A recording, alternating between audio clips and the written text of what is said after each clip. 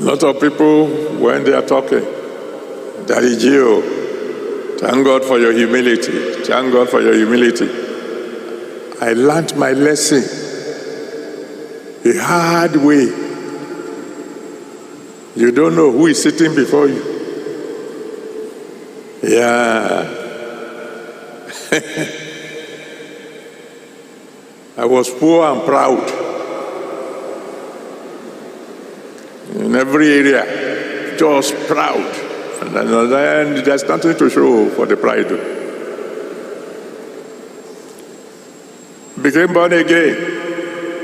When I became born again, I was the most educated man in the church.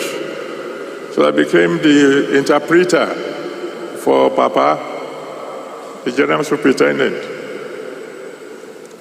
And every other pastor left me to interpret for him.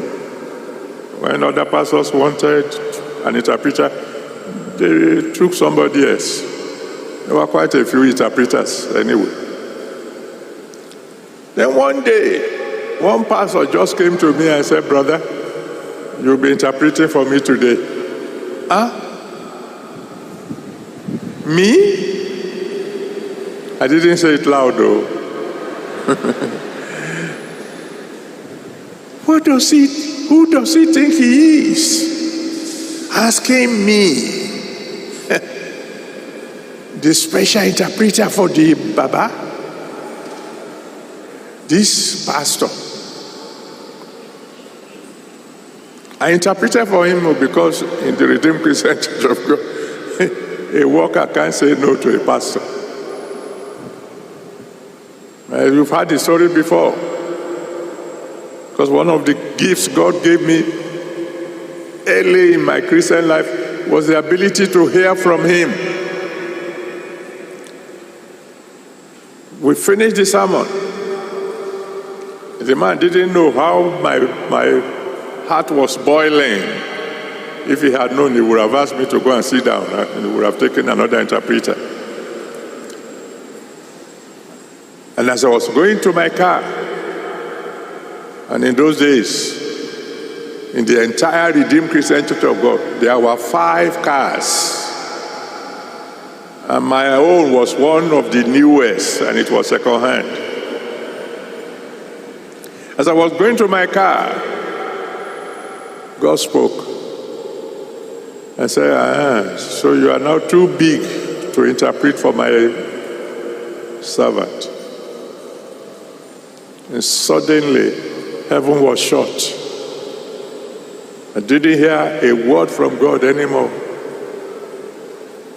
And the devil knew that I wasn't hearing. So he tormented me as much as he could.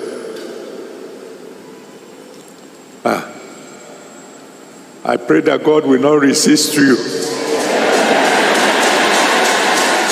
I wept, I prayed, I fasted, I did it, and God didn't talk. Everyone was silent. God will not be silent to you.